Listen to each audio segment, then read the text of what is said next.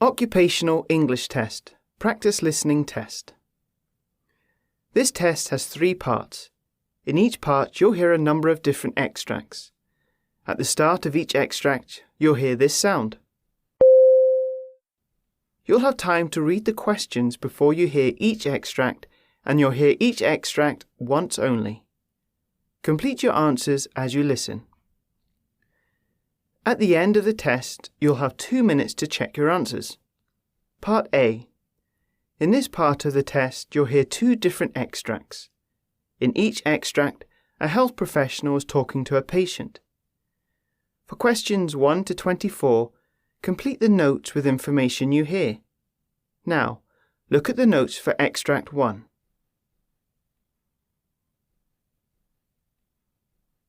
For questions 1 to 12, complete the notes with a word or short phrase. You now have 30 seconds to look at the notes.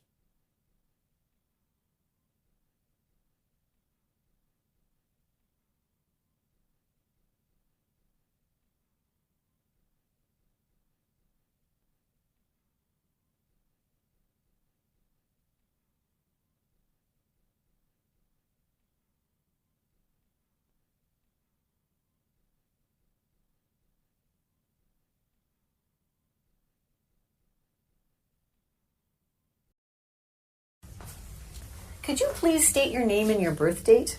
Why are you asking me this? Well, I just want to make sure that you are who I think you are. Well, that's a good idea.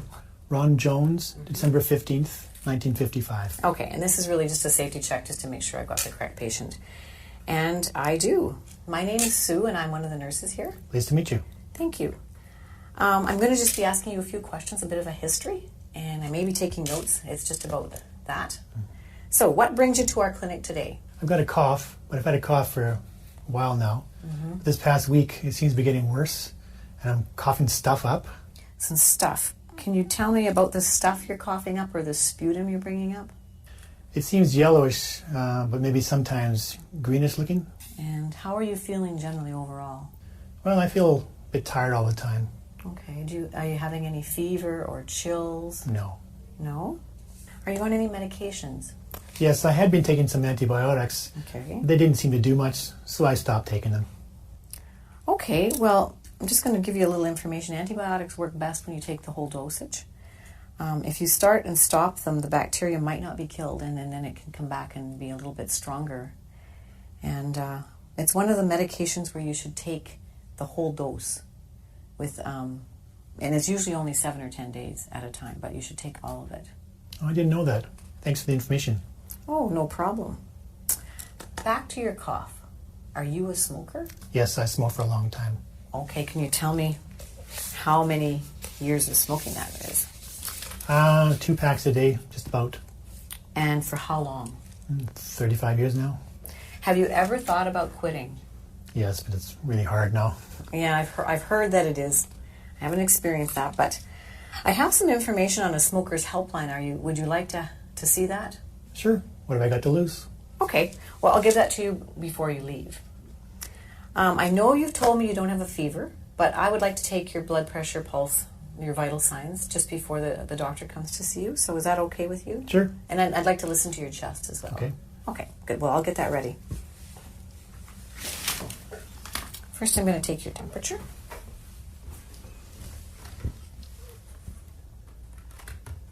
Okay. So just stick this under your tongue. I'll hold it because it's kind of heavy.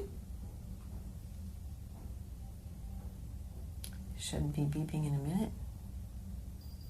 Great. Okay. I'm just going to put this in the garbage.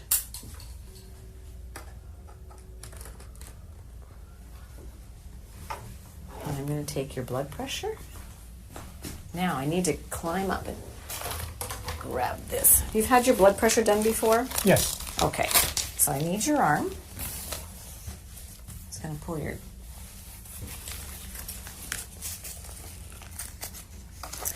And I'm going to have to get my stethoscope. And have you had your blood pressure done before? Yes. Okay. Do you know what it is? No. No. Now I'll take your blood pressure.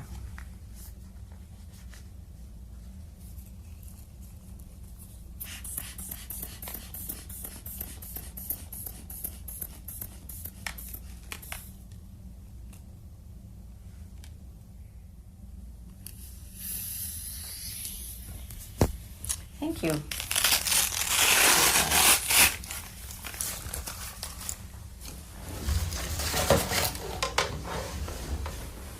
Now, lastly, I'll check your pulse.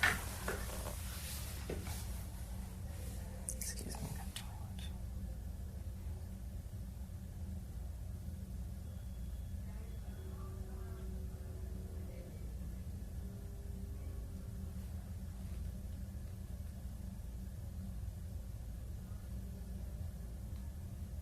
Okay, good. Thanks. Now, your temperature is 37, your pulse is 88, your blood pressure is 150/84, and your respirations were 16. Now I need to listen to your chest sounds. It's the last part. I'll do that. Can you take a deep breath in and breathe out? And again. One more time. And again. Okay, great. I hear wheezing in the lower part of your lungs. Do you feel that when you're breathing? I think so, yeah. Yeah. Okay, so I've got your vital signs and I've listened to your chest with some wheezing. The doctor's going to be coming in next. I'm just going to give her the results of what I've just done, and she'll come and visit with you, and then I'll see you after that. Okay. Okay, Thanks. good. All right.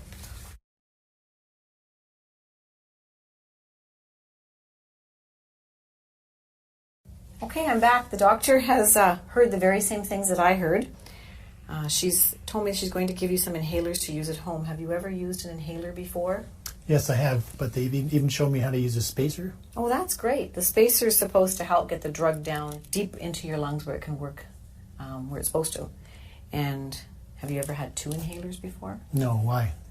Well, they're 2 different drugs, and you need to know which one you should take first for the best medication usage for your body. So one of the inhalers opens the tubes in your respiratory lungs a little bit bigger, so it should be taken first, and then when you take the second drug, it goes a little bit deeper.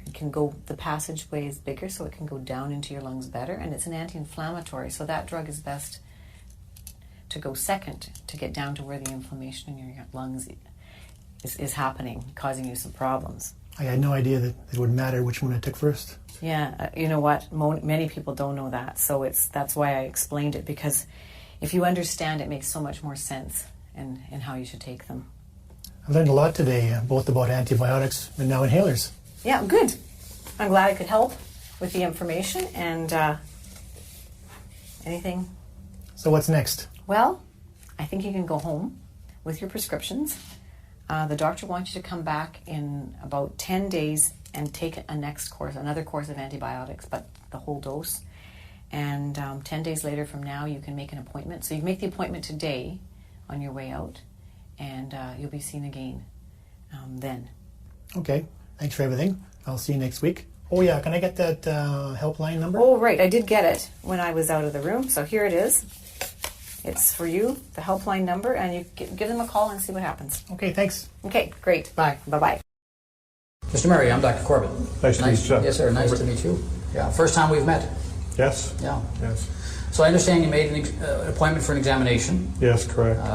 And we're going to a complete physical examination, I understand. Yes. And I'm going to ask you about why you came into that, but will you mind if I take a few notes just in case? No, that'll be fine. In case you got lots to tell me. Don't want to miss too much. That'll be Okay? fine. Good, good. So you made an appointment for an exam. When's the last time you had a physical examination? Probably 2 years ago. 2 years ago. Yeah. Okay. Well, tell me why you made this one. Well, I had these chronic headaches going on that I've had for about 3 months now, and they're just not getting any better, and I want to see if there's something we can do about it. So when you say chronic, you're referring to the fact that they've just been steady for 3 months, or they've been longer than that? Well, it started 3 months ago, and they were like every other day or so, and now I'm having them every day. And So you have no days when you don't have a headache? I have a headache every day. But at the beginning, it didn't seem to be quite as noticeable then for you, huh? No. Describe the headaches. Where are they, and what do they feel like? They start at the back of my head here, and they kind of come up around my temples, I guess you call it, and into the front of my head. Sometimes they're throbbing, You know, other times they're not quite as bad. Yeah.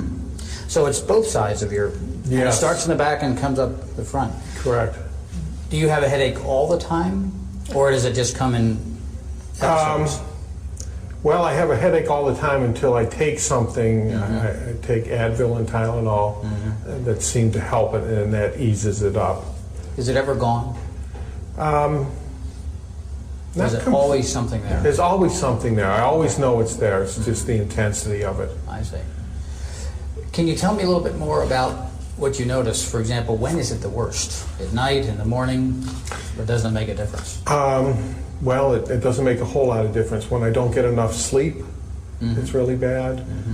If I move my head in a certain way, or if I strain or stretch my head in a certain way, it seems Like to be what worse. way? Can you show me that? If I go like, you know, to the back, or if I'm, you know, bending over, just any exaggerated moves. Any exaggerated move makes Yeah, it it seems worse. to make it Yeah, worse. yeah.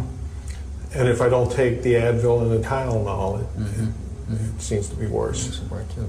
I see. So this 3 months ago it started. It's both sides. It's in the back, and you can make it worse if you either extend or Yes. lean forward for too long. Is Yes, that the idea? just I call them exaggerated head movements. Yeah. What happens when you're lying down? Does that ease it or make it worse? I think that eases it some. It does. You know, especially if I can get some sleep. I see. It seems to ease it up some. So the act of lying down and sleeping doesn't make it worse. No, I would Makes say. it better, maybe. Yes. I see. Does it change based on if you're eating, for example? No. You know, Does eating make it worse or better? No, eating doesn't seem to. So having a full stomach exasperate it. doesn't seem No. to bother it at all either, huh?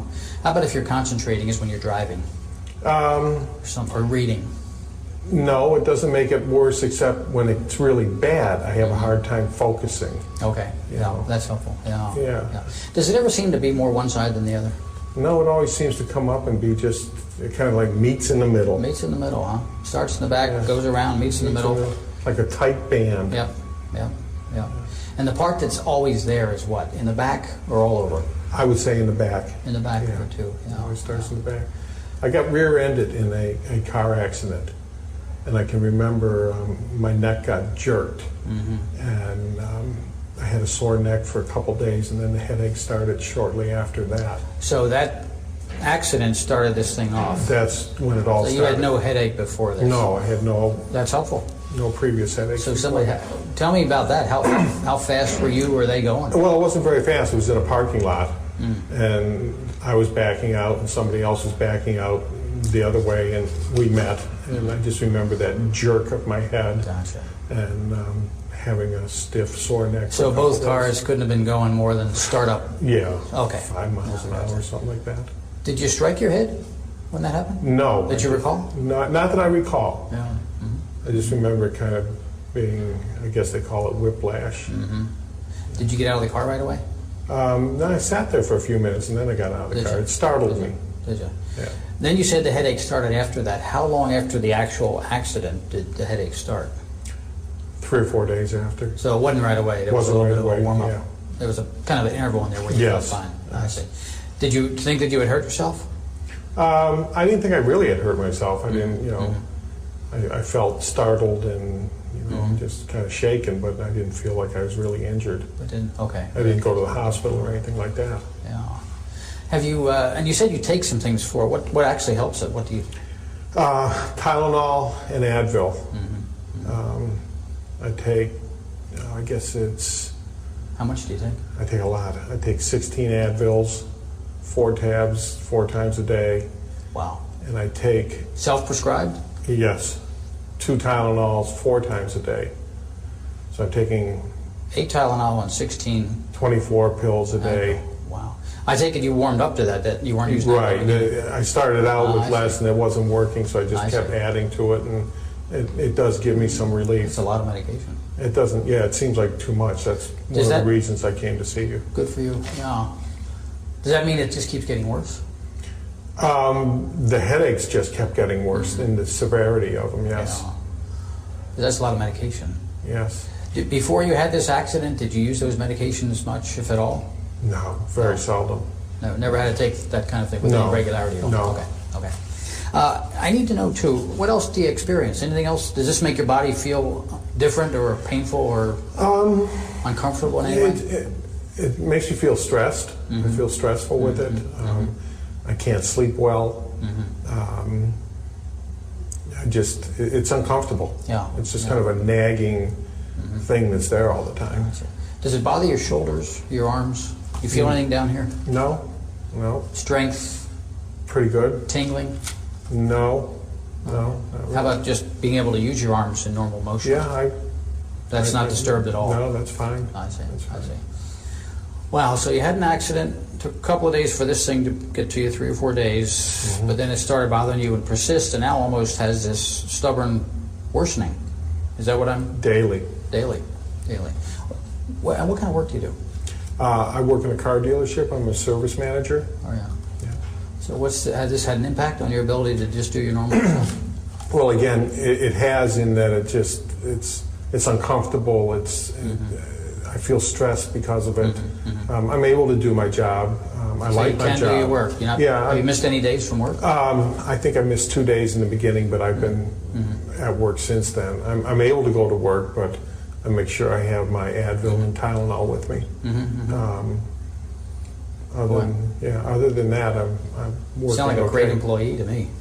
To work through this kind of thing is pretty difficult. Well, I like what I do. I work on vintage cars on the side. I see. Yeah. So I try to make it. I have a sense of what you're telling me. What's your diagnosis? I don't know if I did something to my spinal column back there. I don't know what you guys call it, but something happened when I got hit, is what I think.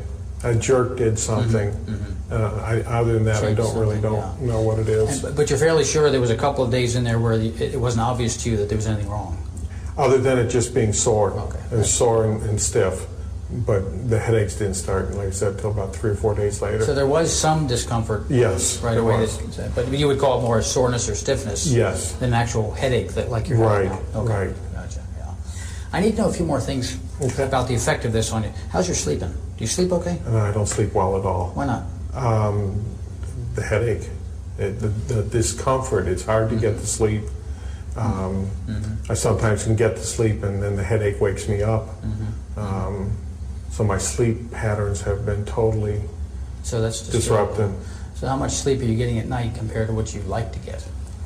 Well, I used to sleep the night through, which was probably at least 8 hours. And I'm probably up 3 and 4 times a night now. Wow. And how long is that? I would call it a sleep deficit. How long has that been going on? Well, this happened 3 months ago, probably 2.5 months now. Because it wasn't as bad in the beginning, but they did just get worse. Wow. Did you consult with anybody else, or you been just toughing this out on your own? Just been toughing it out on my own and trying to, hoping it will go away, but it's just getting worse. But you have been able to do your work, think, use your hands? Yes. Nothing disturbed in that way, huh? No. Gotcha. Anybody else know? Does your wife, are you married? Yes, I am. You've been talking to your wife about this? She certainly knows. So, can I listen into the baby? And, yeah, of course. And are you managing to do any exercise at all? Not really. No. No. Okay. I go for walks some evenings, but not every evening. Well, walking's really good. Yeah. Yeah, and you can practice on your back and pop your hands down. And how many weeks are you now? 32. Oh, you feel just right. That's really good. So I'm just going to feel round your tummy. Did they do this at the hospital? No. No. Okay. So I feel the biggest part of the baby is the head. So you start feeling for the head or the bottom. The hardest parts are the bottom and the head. Okay. And then with my hands doing this gently, the baby's being moved in the fluid. Yeah. And I can feel, just go soft, sink into the, are you comfortable? Yeah.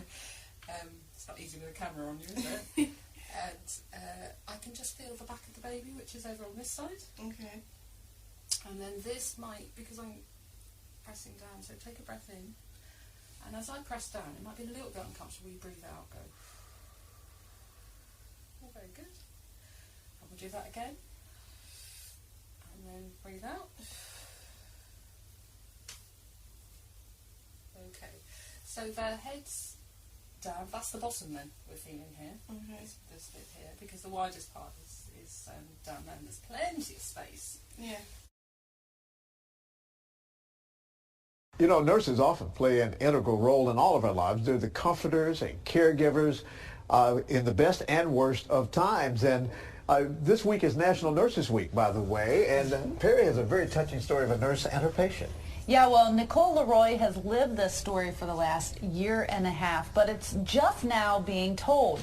A stop inside the Little Clinic in the Hyde Park Kroger during her lunch hour one afternoon and a chance meeting with the nurse working that day may have saved her life. This is a journey Nicole Leroy has been waiting a year and a half to take, back to see her nurse at the Little Clinic. Hi. Oh. How are you? Good. I just want to thank you. Jessica Smith, a family nurse practitioner at the Little Clinic, listened to Nicole, something several doctors hadn't done. You researched, you looked in your book, you tried to figure out what it could be. And a month later, I found out that I had cancer. Cancer, stage 2 Hodgkin's lymphoma. I'm 36 years old. I'm in the best shape of my life. You don't think it could happen to you. A diagnosis a year in the making. I'd been to a gynecologist, a dermatologist, primary care twice. And each one of them told me that I was either just virus clogs in my lymph nodes, or that I was self-inflicting, or that I had depression, I had anxiety. But Jessica thought it could be serious, so she encouraged Nicole to keep fighting. She looked me in the eye and she said, you need to go follow up further. You need to go see your doctor again. You need to push. Internal medicine. So you as a doctor may be seeing dozens of patients in a single day. How will a system like this affect your day? Well, I'm an emergency physician, so I work in an area where there's patients in rooms all around me. They all have questions. I can't tell you the number of times a day I see a patient limp out of a room and they want to know when lunch is coming. If we could get them the answers without them having to come out and search for someone to answer the question, it's a win for everybody. These devices are incredibly simple. There's just 2 buttons on it that you need to know about. The first one is the green one, which says on and off, and that's the first step. Stage 1, turn it on. Call emergency medical services now. It tells you exactly what to do. Remove all clothing from chest and stomach. Peel off the pad labelled 1. Now we've got the pads on the patient's chest. The next thing is the device will analyse the rhythm and recommend a shock if appropriate. Patient. Shock advised. Stand clear. Now it's asking me to press the button to give the shock. Shock delivered. So that's a shock delivered. Now what will happen is that you'll carry on doing CPR if appropriate, and the machine will go into a cycle then when it reanalyses and gives further shocks if need be. But all you need to do is just listen to what it's telling you. Begin CPR now. And this one's even got a little button that if you press it, it'll give a sound prompt so you can get your CPR at exactly the right rate. Trust me, if I can work one, so can you. Excuse me, I'm a little chilly. Can I have that blanket, please? What? What do you mean? The blanket. I'm a little cold. Did we do surgery on your arms? Excuse me? Did we do surgery on your arms? No, but I'm in a lot of pain. I want to see you go grab that blanket and pull it up. There is no reason why you can't pull that blanket up. I have a lot of back pain, though. Can I have some medication? Well, you're supposed to be in pain. You had surgery, so you're going to be in some pain. Hold on a minute. I have a lot of pain, though, ma'am. Okay, I'll be in a little bit. My name's Phil. I'm an instructor, and Holly's a student working with me. We're going to be taking care of you today. Would it be okay if we ask you a few questions? Yeah, that was fine. Okay. I'm just going to verify your first and last name. If you could tell me your first name for me. It's Lori. All right, and last name? Smith. All right, and your birthday? August 1st of 1974. All right, and what do you prefer to be called?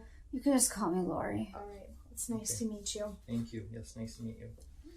So Lori was admitted last night with an asthma exacerbation. Okay. During the night you had a couple of breathing treatments, correct? Yes. Okay. You feeling better since the breathing treatments? Yeah. Okay. They also gave her some prednisone as well during the night. Okay. So the plan hopefully is to have you discharged later today if you continue to feel better. Okay. Do you have any questions for us so far? Am I getting any more treatments before I leave? So they have another treatment scheduled in about an hour for you. Okay. If things get worse before then, you can give us a call and we'll certainly be back in and we can reassess the situation then. Okay. Would you mind if we listen to your lungs at all? No, go ahead. That's fine. How's your breathing right now? It's better than it was. Okay. Any pain at all anywhere? No. Okay. I'm just going to go ahead and take a listen here. You could take some nice deep breaths for me, okay? I wrote a prescription for antibiotics. I did want to talk to you, though. I'm a little bit concerned looking through his chart at how many ear infections he's had recently, and I noticed that you had checked the box that someone's smoking in the home, so I was wondering if you can tell me a little more about that. Well, it's just me and him, and I do smoke. I try really hard not to smoke around him, but I've been smoking for 10 years, except when I was pregnant with him. But it's so stressful being a single mom and having a full-time job, and so it's just, that's why I started smoking again. You have a lot of things going on, and smoking's kind of a way to relax and de-stress. Yes, yeah. Some people have a glass of wine, I have a cigarette. Sure. And it sounds like you're trying not to smoke around him. Why did you make that decision? I know it's not good for him. I mean, I've read those things about ear infections and asthma and stuff, but other kids have ear infections and their parents don't smoke. So on the one hand, you're worried about how your smoking might be affecting him, and on the other hand, you're not so sure if it's really the smoking that's causing these problems. Right. Yeah. I mean, he doesn't have asthma. He hasn't had a lot of other problems that his other friends have. So, and I've thought about quitting before in the past, but I just don't see how it's possible right now. What made you decide to quit smoking when you were pregnant? Well, he was inside me and we were sharing everything, and I knew that he would get some of that, and I just didn't think I could live with myself if something happened to him. Right now, though, it feels almost too difficult to even manage or even to try. Yeah, exactly. How were you successful when you quit before?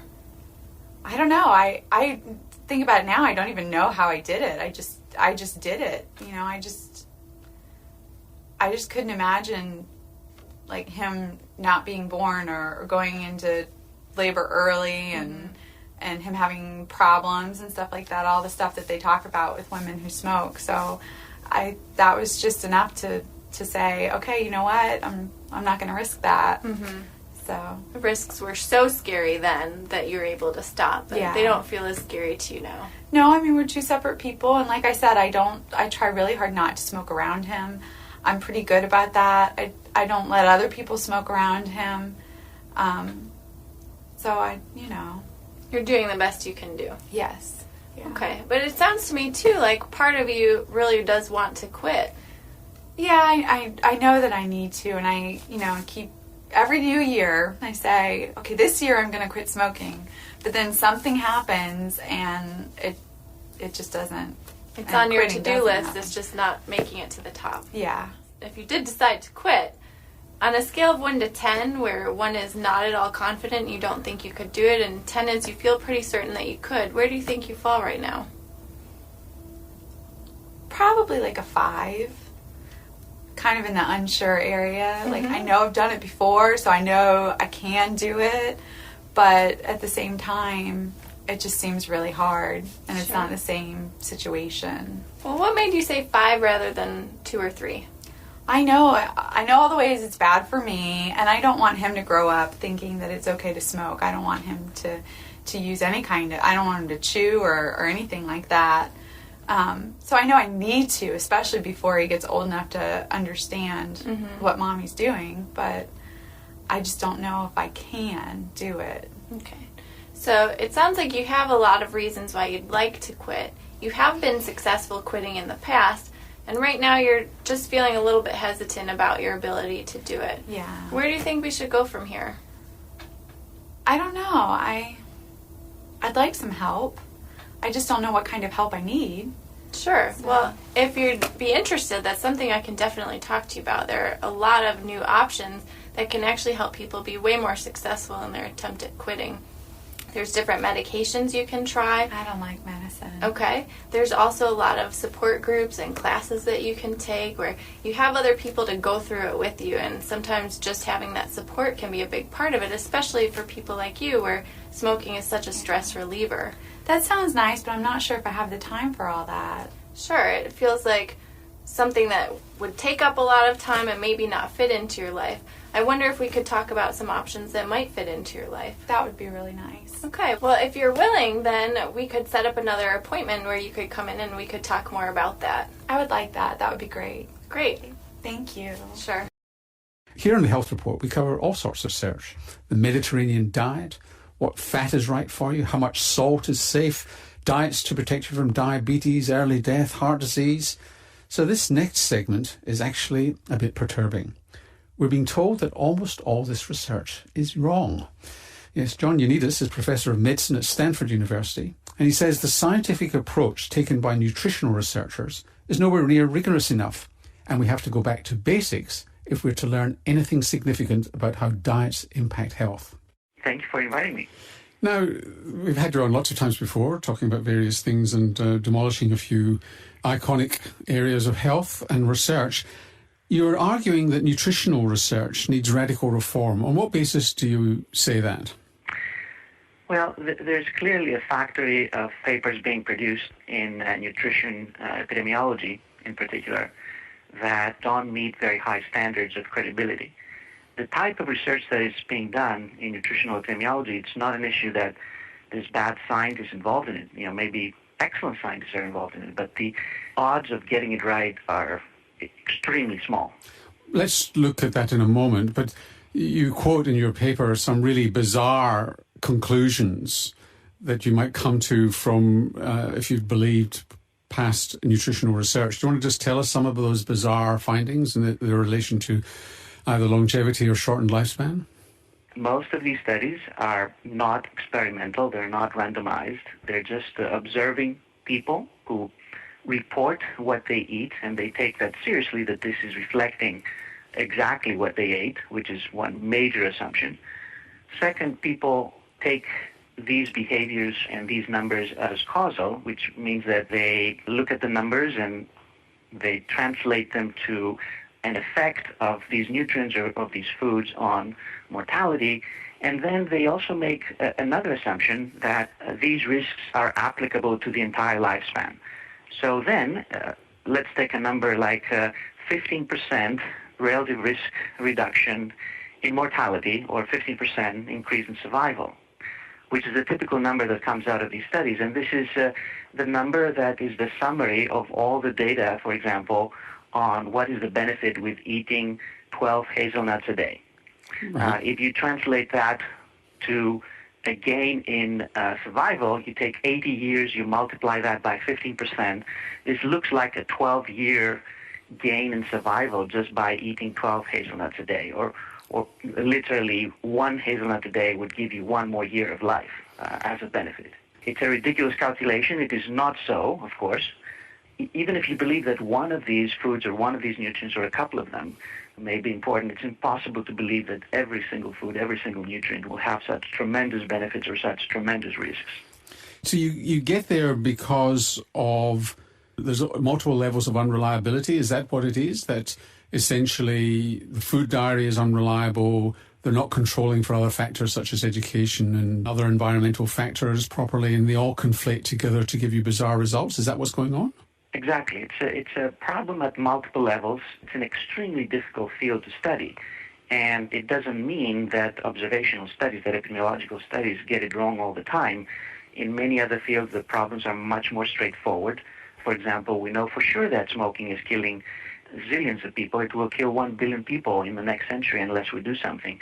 But the effect of smoking is huge. The risk increases 20-fold if someone is smoking for getting lung cancer. But just to challenge you on that, whilst we're confident in smoking, why are we confident in smoking and not in coffee? Because there have been no randomized controlled trials of getting people to smoke and other people not to smoke. I mean, so that's still on observational studies, is it not?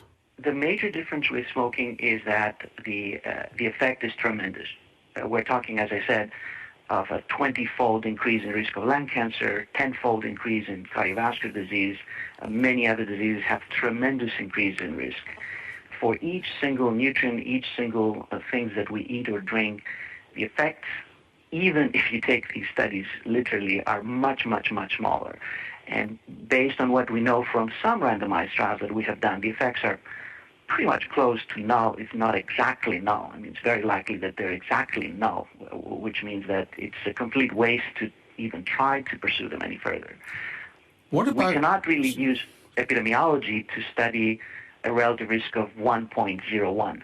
We can do it to study a relative risk of 20, which is what's the case for smoking. And just to dissect that out for people who don't know the statistics, is that 1.01 is, there's no effect, 1.01 is just tiny, whereas 20, an effect of 20 is 20 times the risk. So 1.01 is just a little bit over what would be normal and probably within normal limits. So what about eating patterns? I mean, you yourself have been involved in trials of the Mediterranean diet. So I think that eating patterns, in theory, might be able to get you a little bit of that complexity of all these nutrients interacting together. But even those are very difficult, if not impossible, to study within an observational context. Again, you have most of these problems operating. Number one, you need to ask people what type of eating pattern they're following, and responses may be accurate or very often may be very inaccurate, especially if you try to recall what you ate and tell what you're doing. Just try it to yourself and see whether that information would be reliable. The second problem is that you still have extreme complexity among all these nutrients. We have over 200,000 different foods that you can combine in different ways. There's no clear eating pattern that each one of us is following. We follow different eating patterns in different periods of our lives and different days even. And it also changes all the time. If you superimpose the way that we react to all of these chemicals that we digest, our metabolic profile, also our genetic profile might affect how we react. Circumstances, our environment, socioeconomic factors that dictate what we decide to eat or not eat, and what we do or don't do with our life at the same time. It's an extremely complex system, extremely complex.